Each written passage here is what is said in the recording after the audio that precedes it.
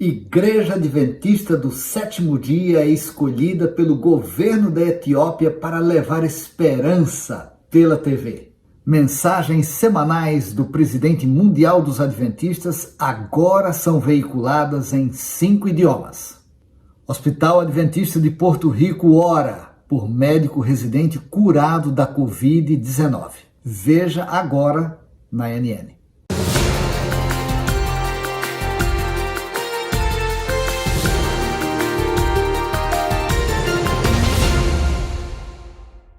O Hospital Adventista Bela Vista, localizado em Porto Rico, apresentou seu primeiro paciente recuperado da Covid-19.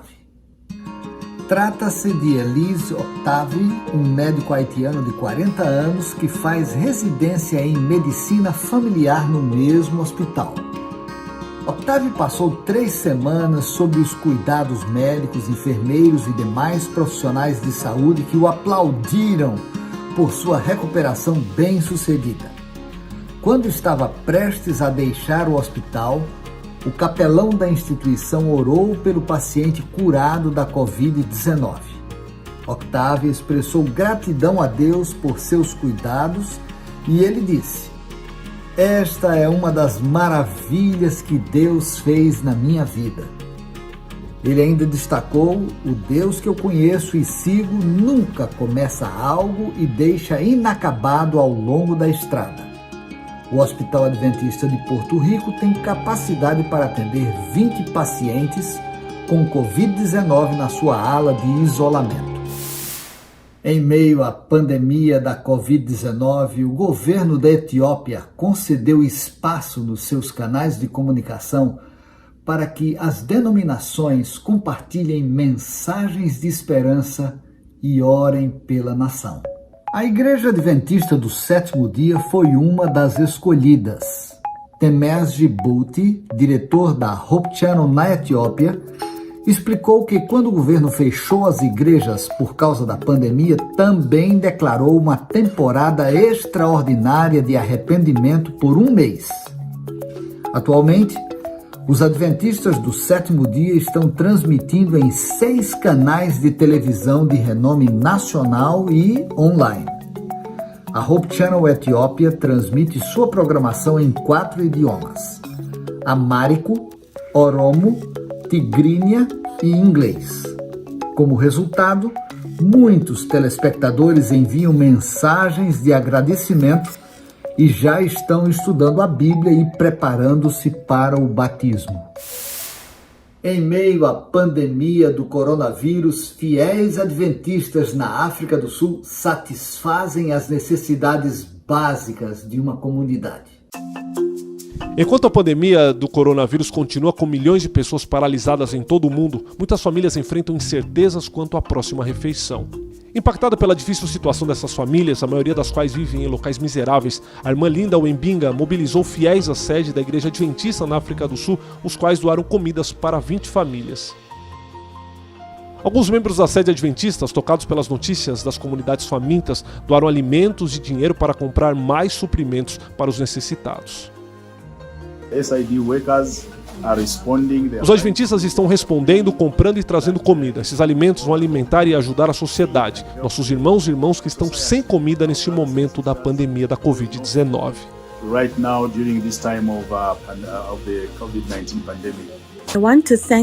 Quero agradecer aos amigos da Igreja Adventista por nos dar essa surpresa. Estávamos morrendo de fome durante esse coronavírus e eles nos trouxeram esses alimentos. Hoje vimos a mão de Deus em ação. Não tínhamos nada na mesa devido a este bloqueio provocado pela pandemia. E antes de terminar, eu gostaria de expressar a minha gratidão e satisfação pelo fato das mensagens do pastor Ted Wilson, presidente mundial dos Adventistas do Sétimo Dia, agora estarem disponíveis em 5 idiomas: inglês, espanhol, português, francês e italiano.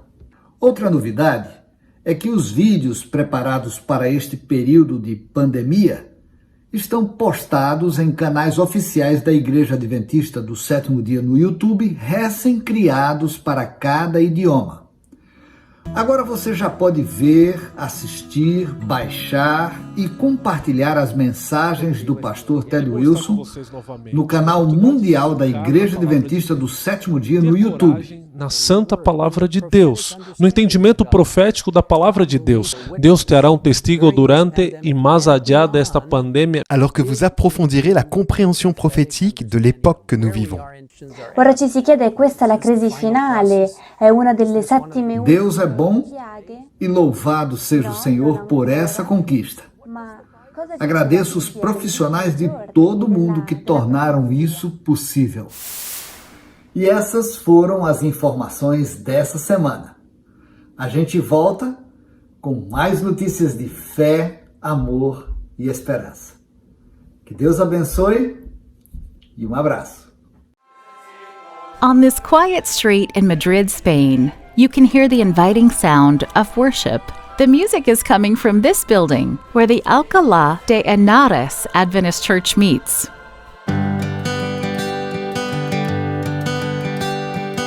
Today is a special Sabbath. Some members came to church early to decorate the stage. They're preparing for a special program to celebrate and appreciate the women of this church. It's a bit hard to imagine this small space filled with 100 people, but as the program is about to start, people come in one by one. Before you know it, the place is so full some members even have to stand at the back. 5 years ago, this church started with only 3 families. Now, around 100 people come every Sabbath. Most of that growth is because of their young people. Ha sido un proceso. The number of young people attending grew very fast. Porque empezamos 7 chicos. We started with only 7 young people, but we dedicated our time to youth ministries.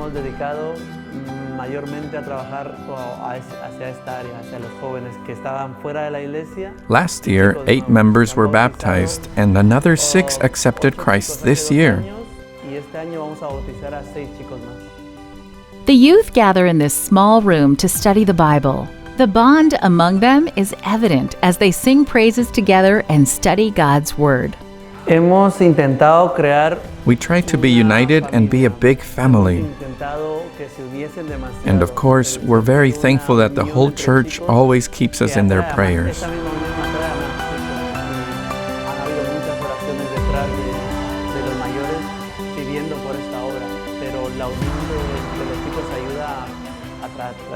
This group finds ways to meet for any occasion throughout the week, not just on Sabbath. This has helped the young people grow closer. They're not afraid to talk about their lives and share their hopes for the future, but they make sure to have fun too. They even started their own youth choir.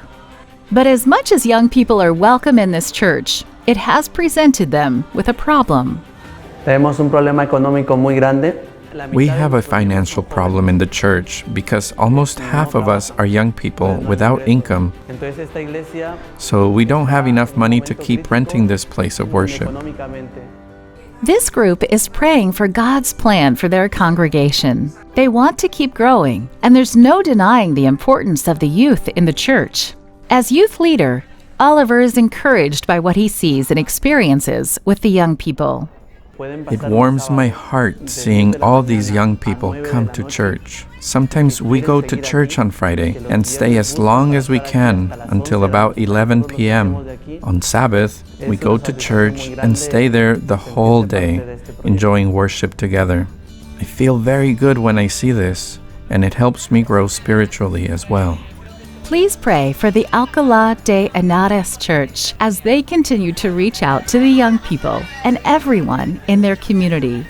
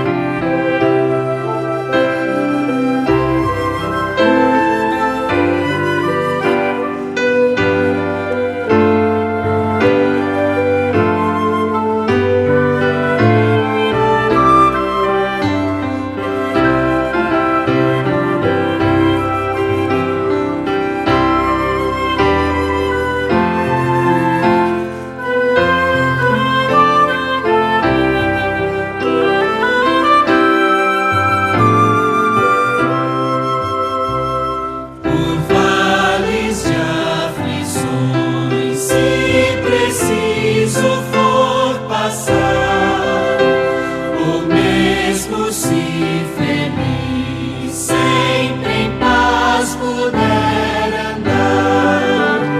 Bem sei, seguro estou, se ao sol ou sombra vou, na luz ou nas trevas, irei com Jesus. A todo lugar eu irei com Jesus, seguindo sua lei, do céu eu terei a santa luz. É meu privilégio levar a sua cruz. Irei, pois, a todo lugar com Jesus. Se as novas do Evangelho for meu dever levar ao pecador perdido nas trevas a vagar, se é que me toca a mim pregar a Cristo assim, se Ele me guiar, irei com Jesus. A todo lugar eu irei com Jesus, seguindo sua lei, do céu eu terei a santa luz.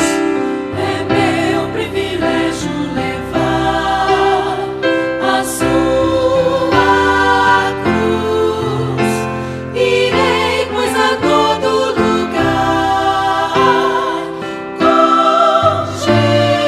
Jesus. Se a minha sorte for mesmo em casa a cruz levar, quando outros a proclamam em terras de além-mar, se fico, pois, ou vou, contente sempre estou, pois sempre comigo eu tenho a Jesus. A todo lugar eu irei com Jesus, seguindo sua lei, do céu eu terei a santa luz. É meu privilégio levar a sua cruz. Irei, pois, a todo lugar com Jesus.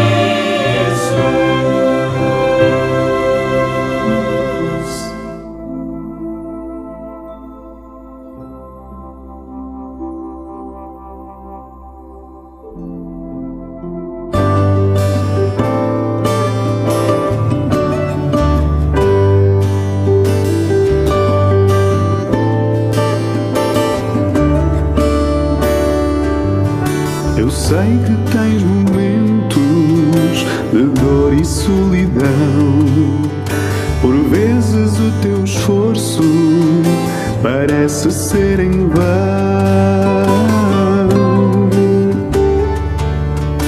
Tu queres dar um rumo à tua vida, dar sentido. Tu buscas a resposta que preenche esse vazio que existe no teu coração. Uma voz que conduza os teus passos, um amigo que te ajude a avançar. A voz da esperança é Jesus, na sombra do caminho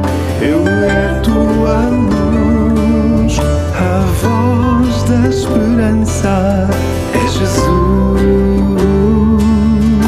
Na noite mais escura, os teus passos conduz. A voz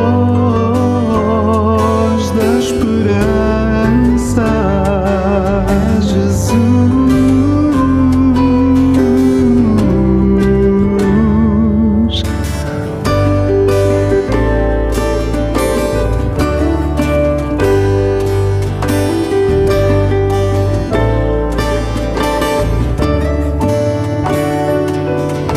Tu sabes que este mundo nada tem a oferecer, senão falsa esperança e a ilusão de viver. Eu quero hoje dizer-te que Jesus é a saída. No momento em que o conheci, transformou a minha vida. Queres também aceitar o convite que Jesus deixa contigo? Vida nova, amigo, eu te quero dar. A voz da esperança é Jesus. Na sombra do caminho Ele é tua luz. A voz da esperança é Jesus. Na noite mais escura, os teus passos conduz. A voz da esperança é Jesus.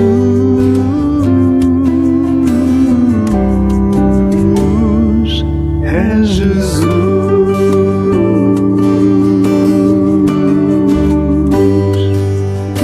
A voz da esperança é Jesus.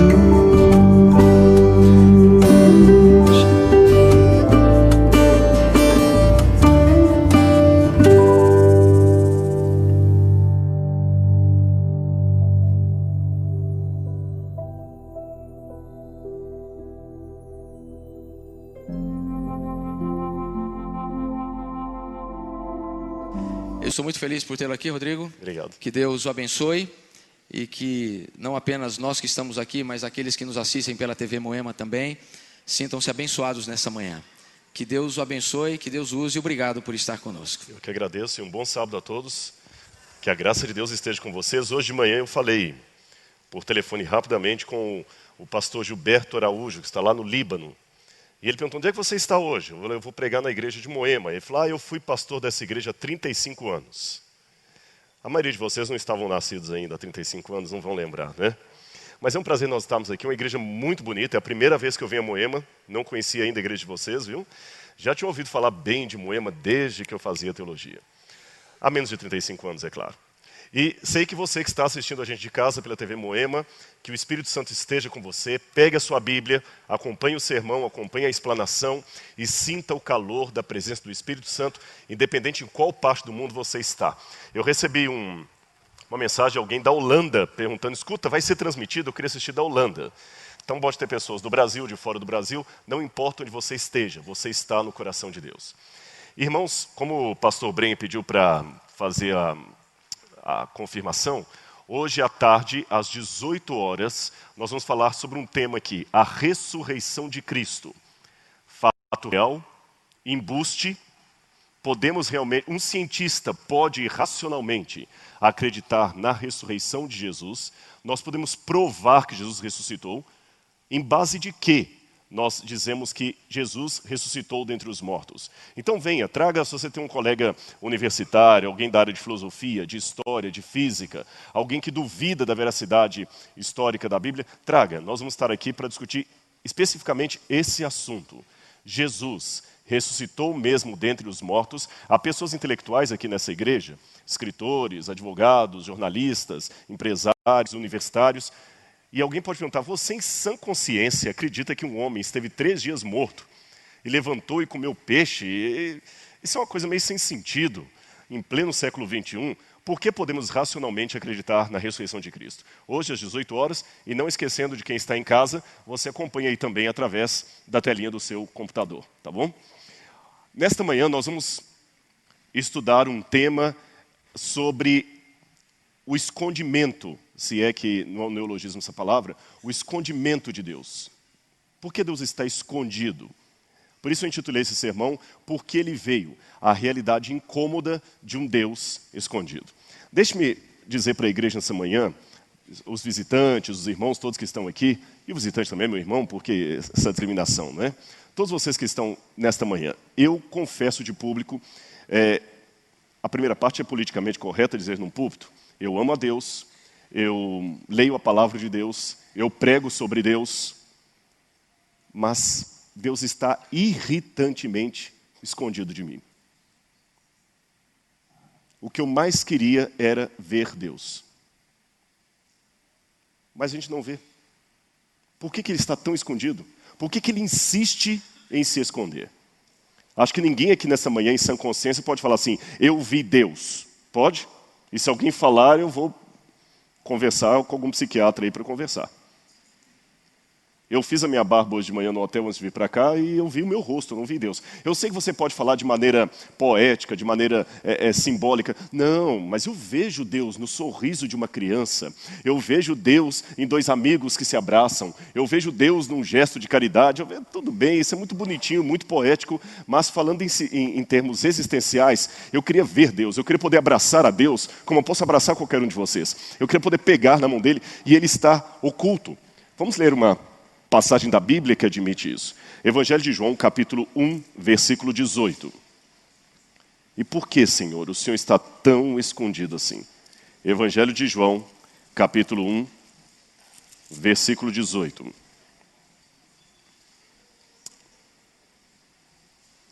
Na minha Bíblia diz assim, ninguém jamais viu a Deus. O Deus unigênito que está no seio do Pai é que o revelou. Mas a primeira parte, ninguém jamais viu a Deus. Esse livro que o pastor Ivan Saraiva escreveu e que eu espero que você ajude a distribuir, se tiver alguém em casa que não tem esse livro e gostaria de adquiri-lo, ele é gratuito. Ele menciona aqui uma frase de Richard Dawkins, foi pronunciada no documentário Expelled, Expulsos ou Despedidos, onde um jornalista pergunta a Richard Dawkins, o mais famoso ateu da atualidade, e se você um dia encontrasse face a face com Deus e descobrir que você estava errado como ateu, o que você perguntaria a Deus, ou diria para ele? Richard Dawkins respondeu, eu diria, por que o senhor se escondeu tanto? Está aqui nesse livro, eu lembro desse documentário. Por que o senhor se escondeu tanto? Por que ninguém jamais viu a Deus? Deus está irritantemente escondido. Desculpa eu repetir essa expressão, é porque irrita. Eu queria poder ver Deus, mostrar Deus para as pessoas. Aliás, tem mais dois textos que eu quero ler para vocês que também enfatizam o esconderijo de Deus, o ato de Deus se esconder. 1 Timóteo, capítulo 6, verso 16. Parece que faz parte até da natureza dele. Abra sua Bíblia comigo. Aliás, nós temos que atualizar, né? Hoje a gente pode falar, abra sua Bíblia ou acesse o livro que muita gente já tem no tablet. Vamos acessar agora o livro de 1 Timóteo, capítulo 6, verso 16. Olha o que a Bíblia fala a respeito de Deus. Ele, está falando Deus Altíssimo, é o único que possui imortalidade, que habita na luz inacessível e quem homem algum jamais viu, nem é capaz de ver. A Ele a glória e o poder eterno. Amém.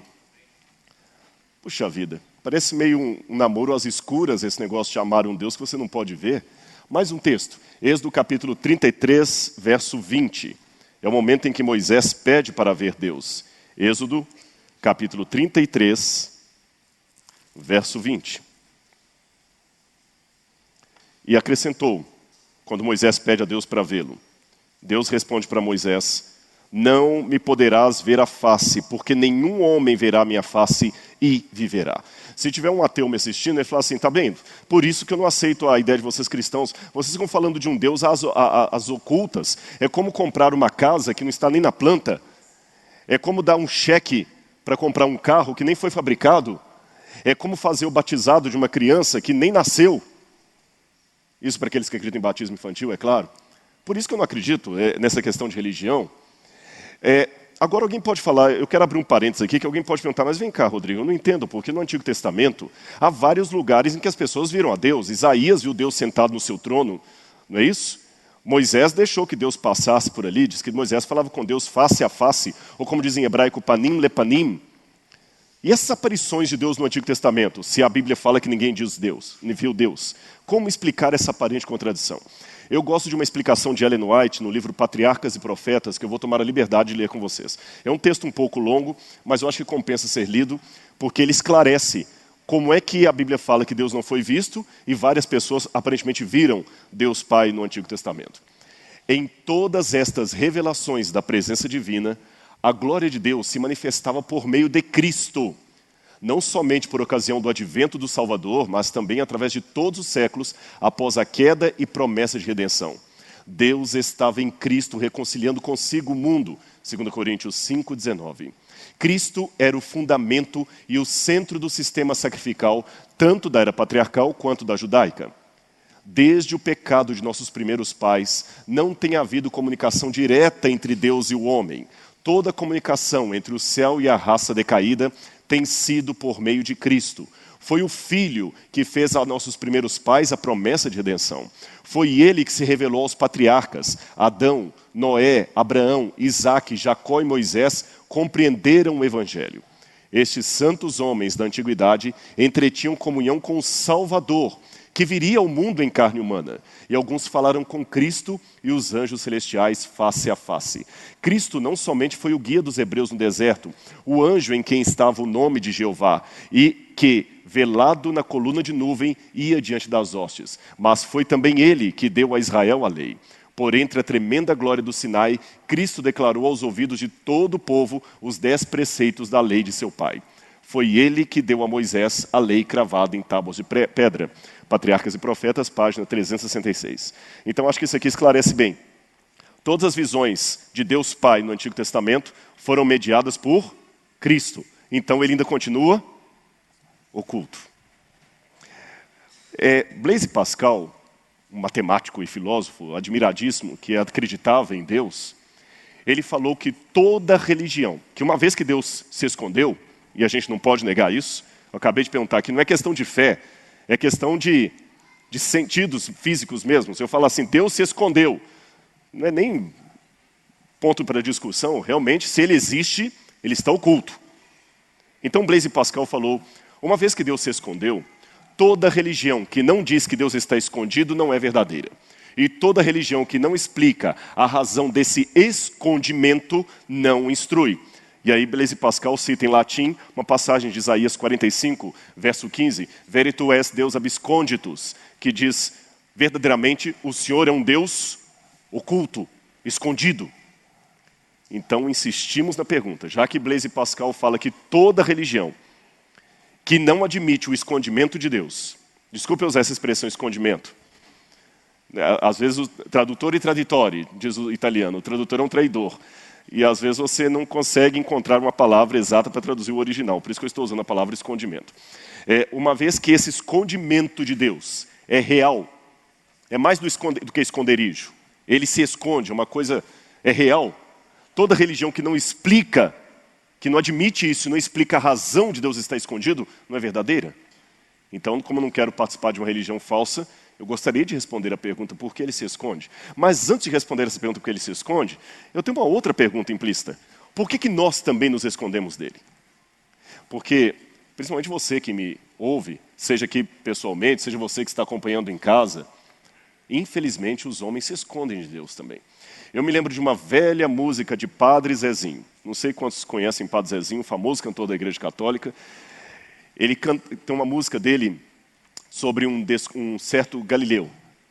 E ele falava assim, um certo dia, à beira-mar, apareceu um jovem Galileu. Conhece? Ninguém podia imaginar que alguém pudesse amar do jeito que ele amava. E ele vai cantando toda a história de Jesus.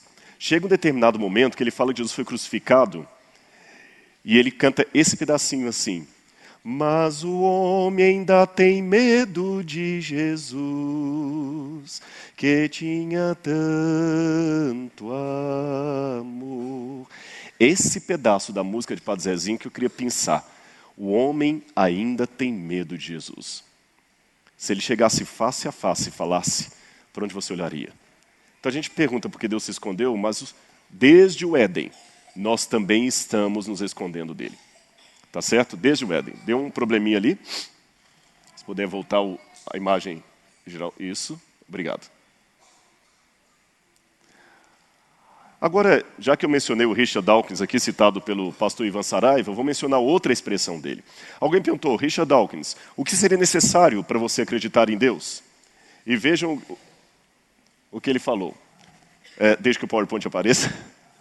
É porque ele está pegando o sinal da internet ali, por isso que automaticamente ele sai. Muito bem. Olha o que Richard Dawkins declarou. Essa é uma pergunta difícil e interessante, porque quer dizer, eu costumava pensar que talvez, de alguma forma, você sabe, um Jesus de 300 metros de altura, com uma voz igual do Paul Robertson, de repente aparecesse e dissesse, eu existo, estou aqui. Ainda assim, na verdade, eu às vezes me pergunto se isto me levaria a crer nele. Às vezes há pessoas que não querem realmente ver Deus. Tudo bem, mas eu fiz essa digressão, eu cantei a música de Padre Zezinho, mas a pergunta continua. Por que Deus se escondeu? E aqui eu começo contando uma história para vocês que fala da nossa necessidade. Uma mãe uma vez colocou um filhinho no quarto à noite para dormir, e quando ela foi saindo assim, ela apagou a luz. Igual vocês fazem. Feliz Dia das Mães, antecipado, né? Para não perder o... Você falou obrigado, irmão? Eu falei, ele falou assim, mas ela colocou o filhinho na cama para dormir, e quando ela foi saindo assim, ela apagou a luz, e escutou o menininho falando lá do berço assim, mamãe, está escuro, não me deixa aqui sozinho. Psss, eu sei que está escuro, mas Deus está contigo. Eu sei que Deus está aqui, replicou o menino, mas eu quero alguém com um rosto, mamãe. Entenderam? Alguém com um rosto. Alguém chegado a nós. É isto que nós queremos, um Deus com um rosto. Vejam essa oração de Anselmo de Cantuária, que já no 4º século a.C. dizia, nunca te vi, ó Senhor meu Deus, não conheço a teu respeito. O que fará, ó Altíssimo Senhor, este homem exilado longe de ti? O que fará teu servo ansioso por ti, depravado da tua presença? Ele se esforça para te ver e tu estás demasiado longe. Tento ir a ti, a tua morada, no entanto, não me é acessível. Quero te encontrar e não sei onde estás. Gostaria apenas que tu pudesses mostrar-me o teu rosto, mas eu não conheço o teu rosto.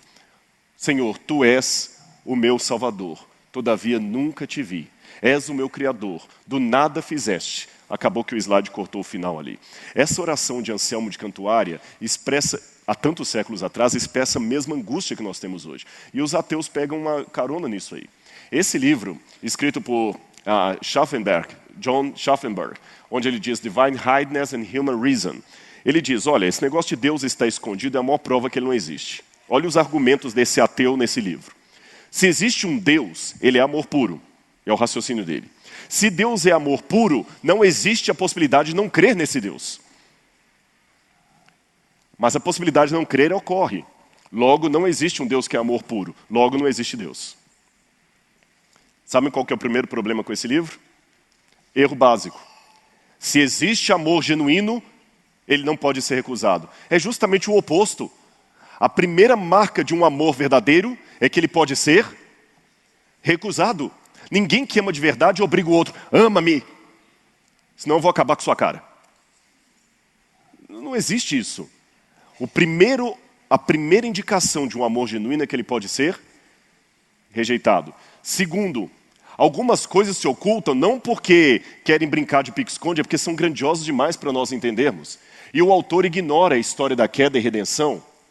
Agora o problema é que o vazio com a forma de Deus está aqui. E quando nós não procuramos preencher esse vazio com Deus, nós costumamos a buscar outras coisas.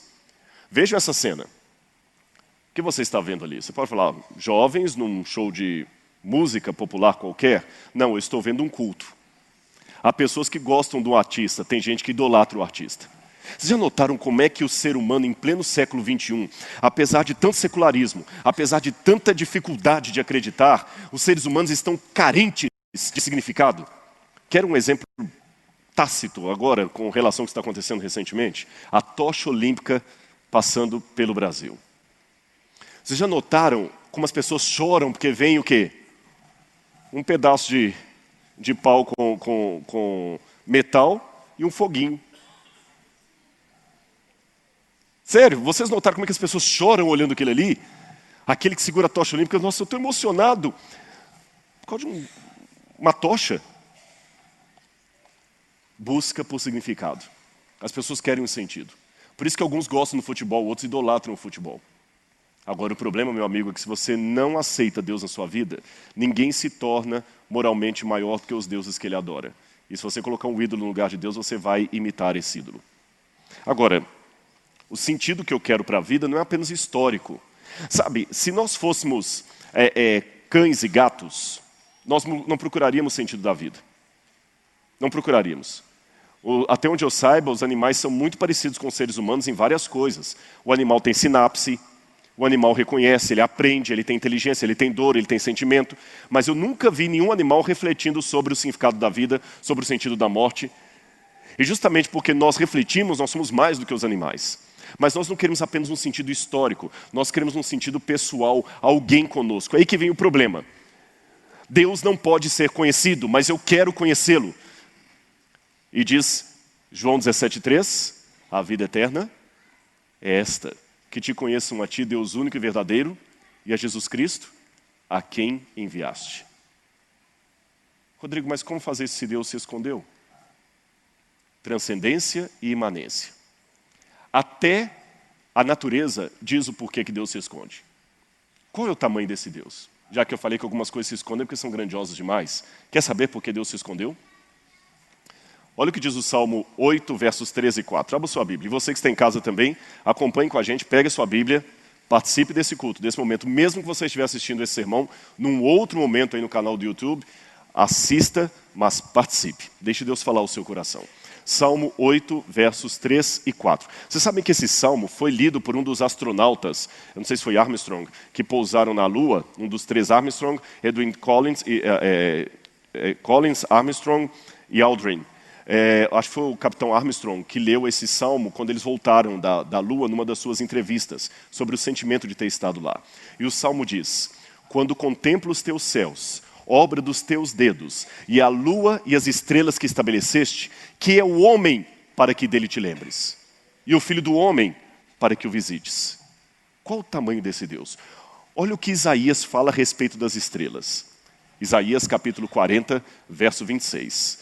Levantai ao alto os vossos olhos e vede. Quem criou estas coisas? Aquele que faz sair o seu exército de estrelas, todas bem contadas, as quais ele chama pelos seus nomes, por ser ele grande em força e forte em poder, nenhuma só venha faltar. A mesma mensagem também aparece no Salmo 147, verso 4 e 5. Conte as estrelas. Qual é o número de estrelas? Vamos pensar um pouquinho para entender o tamanho de Deus? Uma galáxia é um conglomerado de estrelas, planetas, sóis são estrelas, quasars, buracos negros, tudo. Nós estamos na galáxia chamada Via Láctea. Qual é o tamanho da Via Láctea? Só para você ter uma noção, acompanhe comigo essa conta. A luz propaga a velocidade média de... Eu digo média porque alguns acham que ela não é contínua, vou deixar isso para os físicos decidirem, eu não sou físico. Mas normalmente se diz, em conceito simples, que a luz propaga uma velocidade de 300.000 quilômetros por hora por segundo. Isso significa que enquanto o seu relógio fez tic-tac, nessa velocidade, dava para rodear a Terra 7 vezes. 7 vezes em 1 segundo eu rodearia a Terra. Mesmo com essa velocidade, a luz gastaria 100.000 anos para transpor a Via Láctea de um canto até o outro. 100.000 anos. Isso para transpor a Via Láctea. Agora, sabem quantas galáxias, como a Via Láctea, ou maior do que ela, existem no universo? 100 bilhões de galáxias. E o número de estrelas? Cada galáxia tem em média 100 bilhões de estrelas. Então é fácil fazer a conta, né? 100 bilhões vezes 100 bilhões. 10 sextilhões de estrelas. Aquilo ali, ó. Ah, mas um detalhe. Isso os astrônomos calculam com base no que vem na parte clara do universo, porque tem a parte escura. É como se eu estivesse olhando só para vocês, mas eu não posso ver quem está aqui atrás. E se eu fizer essa conta? Bom, aqui na igreja há tantos... Ou melhor, vou até fechar, ao contrário. Desculpa eu ficar de costas para vocês. Aqui na igreja tem X pessoas, mas eu só posso falar do que eu estou vendo aqui. Mas um número muito maior está atrás. Então esses 200 bilhões... 100 bilhões vezes 100 bilhões de estrelas, você pode multiplicar isso por muito mais. E vocês acham que as estrelas são pequenas? Olha o tamanho do nosso Sol. Isso comparado aos planetas. Aqui embaixo você tem o planeta Saturno, é fácil de ver por causa dos anéis. O azul mais forte ali é Netuno. E o menorzinho, que nem dá para ver ali, porque o laser não vai apontar lá, é a Terra. O Sol é grande, não é? Agora, vejam o Sol perto da estrela Arcturus. O Sol é a amarela do meio, Arcturus é a vermelha. E a Anitak é a outra azul maior. Agora, vocês acharam Arcturus grande? Olha, Arcturus é a última azul aqui, perto da Gama Crux. Vocês acharam a Gama Crux grande? A Canis Maiores é muito maior do que a Gama Crux. O Sol... A órbita do Sol, você vê pequenininho ali, ó. Agora imagina 100 bilhões vezes 100 bilhões, e qual o tamanho do Deus que fez tudo isso? Aliás, deixa eu fazer uma pergunta para você nessa manhã. Existe um espaço que caiba a Deus? O que vocês acham? Vamos dar uma resposta bíblica? 2 Crônicas, capítulo 6, verso 18. Eu falei Coríntias aqui, muita gente ficou empolgado, né? Não foi ato falho nenhum, não, viu? Apenas para guisa de informação, eu sou atleticano não praticante. 2 Crônicas, capítulo 6, verso 18. 2 Crônicas, capítulo 6, verso 18. Quando Salomão ora a Deus por ocasião da inauguração do templo, ele pergunta: mas de fato, habitaria Deus com os homens na terra? Eis que os céus, até os céus dos céus, não te podem conter, quanto menos essa casa que edifiquei. Existe um espaço que caiba a Deus? Tem dois conceitos que são perigosos. Um deles é você tirar Deus demais do universo a ponto de tornar um Deus do deísmo. Ele criou o universo e abandonou, ele não intervém no universo. O outro extremo perigoso é você vincular Deus tanto ao universo que o universo acaba virando Deus. Deus interage com o universo que ele criou, mas ele é maior do que o universo. Aliás, Deus é maior do que o espaço, porque ele criou o espaço. Como é que a gente pode entender um Deus desse? Até os anjos precisam que a glória de Deus seja filtrada. Diz que Isaías fala que quando os querubins vão ver a glória de Deus com duas asas, os serafins, eles cobrem o rosto. Então até eles precisam de um filtro. Bem, e nós temos um agravante. Se só a grandeza de Deus é o suficiente para ele ficar oculto, vocês entendem o que eu quero dizer, né? Porque ele é grande demais para ser visto, contemplado.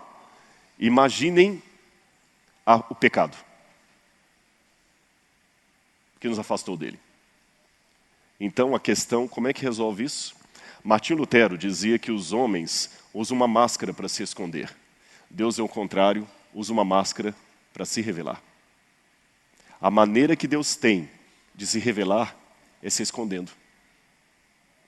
Eu não posso afirmar aqui para vocês na igreja como é que é a relação dos anjos com isso aí. Eu não estou no céu, deixa para a eternidade a gente compreender.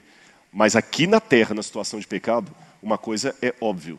Ninguém jamais viu Deus. E no céu? No céu não sei. Isso é...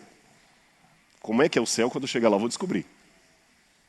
Mas aqui na terra, eu posso dizer, ninguém jamais viu Deus. Então só tem um jeito de Deus se mostrar, se é ele se revelar. Só que o jeito de Deus se revelar é se escondendo. Como assim, Rodrigo, se escondendo? É óbvio, se ele aparecer aqui com toda a glória dele, o que vai acontecer com a gente?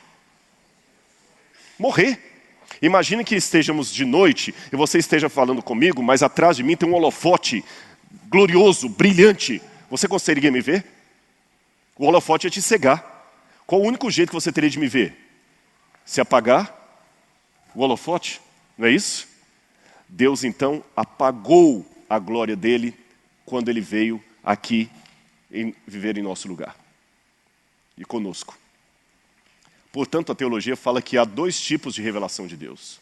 Uma revelação que nós chamamos de geral e a revelação especial. Qual é a revelação geral de Deus? Bem, a natureza. Você vê as plantas, as flores. Olha o que diz o Salmo 19. Os céus proclamam, declaram a glória de Deus. E o firmamento proclama a obra das suas mãos. Um dia fala disso a outro dia. Uma noite o revela a outra noite. Sem discurso nem palavras. Não se ouve a sua voz. Mas a sua voz ressoa por toda a terra. E as suas palavras até os confins do mundo. Há promessa na eternidade que os bem-aventurados aqueles que verão a Deus. Mas falando dessa história aqui antes da eternidade, eu preciso que a natureza me revele. Agora, só que a natureza revela, Deus não revela. Sim ou não? Claro. Uma vez eu falei numa discussão na internet com um ateu, olha, o dia que você me mostrar um avião com trem de pouso, com máscaras de oxigênio, até copinho de refrigerante e barra de cereal, que não foi feito por nenhum engenheiro, eu começo a acreditar que os pássaros também podem existir sem um Criador. O dia que alguém me mostrar um avião que surgiu do nada, do acaso, aí eu começo a acreditar que os pássaros também podem surgir do acaso. E o pássaro é muito mais complexo do que o avião. Então a natureza me revela a Deus, só que tem um problema. A revelação da natureza é limitada. Por isso nós chamamos de revelação geral. Eu tenho apenas 5 minutos ou 10 para terminar e eu queria que vocês olhassem comigo esse quadro. Faça um exercício comigo. O quadro é bonito, não é? Não é foto. Antes que alguém pense, não é foto. É uma pintura. Parece fotografia, não parece? Olha isso aqui. Mas não é fotografia, é uma pintura. O que esses dois quadros me revelam? Eu vou ajudar você a pensar. A primeira coisa que esses quadros me revelam é que existe um pintor ou pintora, um artista. Não é isso?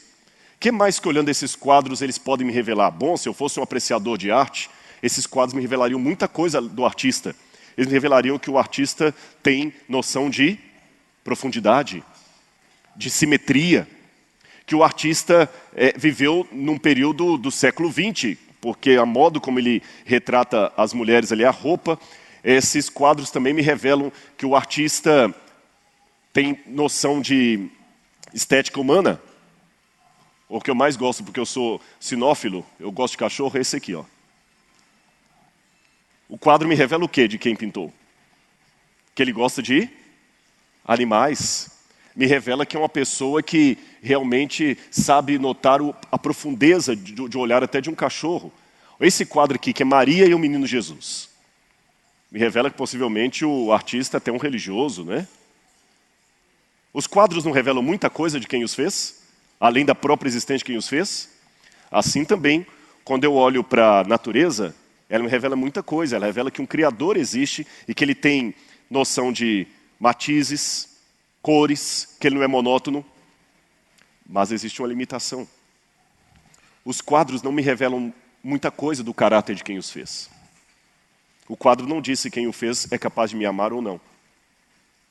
Quem pintou aqueles quadros? Bom, aqueles 2 primeiros quadros que eu apresentei para vocês foram pintados por irmã Isabel Guerra, uma freira católica de um convento da Espanha. Essa freira pinta quadros daquelas mulheres ali que parecem fotografias. Mas aqueles outros quadros que eu mostrei, inclusive do cachorrinho e de Maria com o Menino Jesus, sabem quem pintou?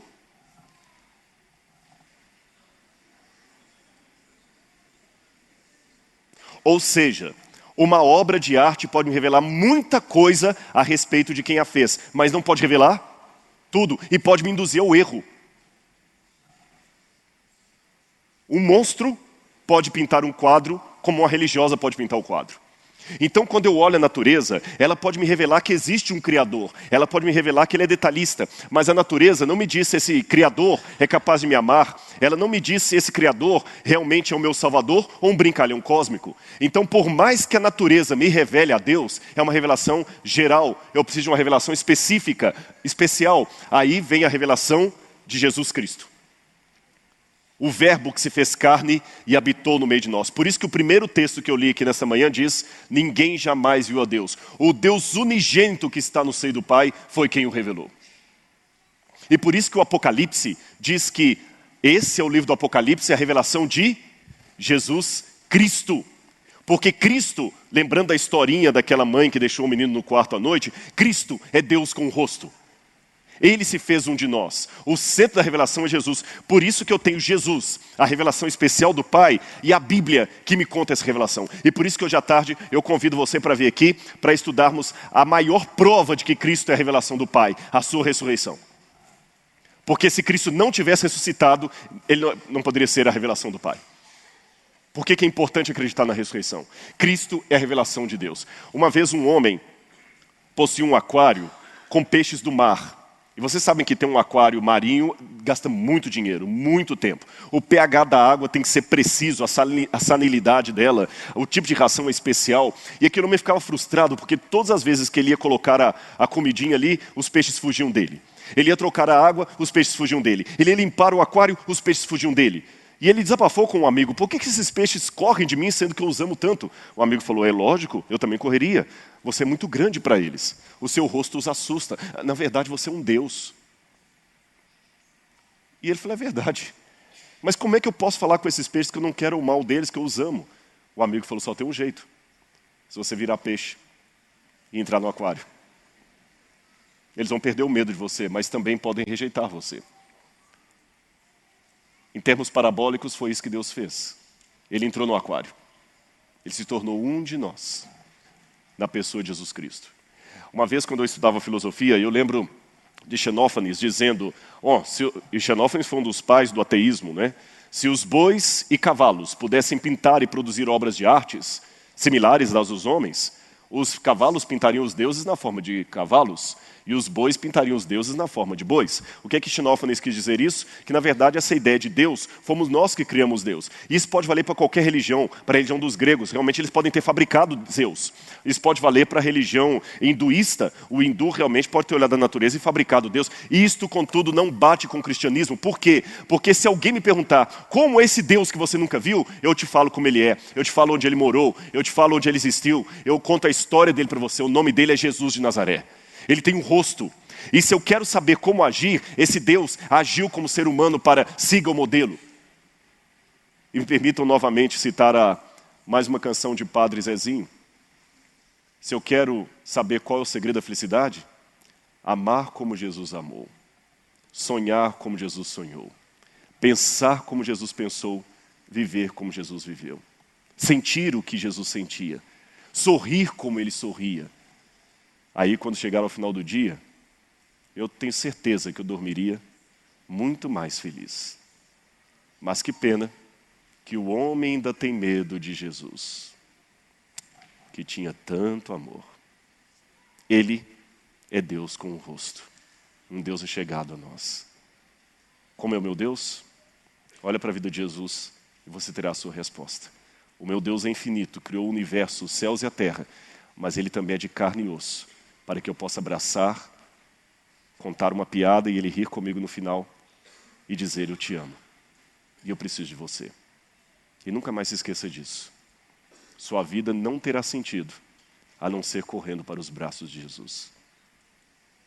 Porque ele se escondeu justamente para se revelar. Pense nisso. Que Deus abençoe a vida de vocês. Amém? Vamos ficar em pé e fazer a oração final.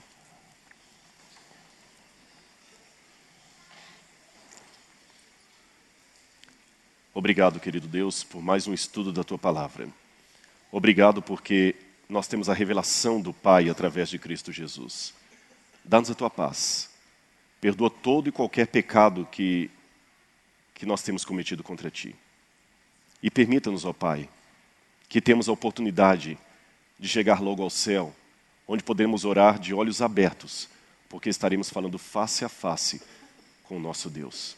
Estaremos falando com o nosso Criador, de uma maneira maravilhosa, como talvez nós nunca pudéssemos imaginar. Fica conosco. Em nome de Jesus. Amém, Senhor.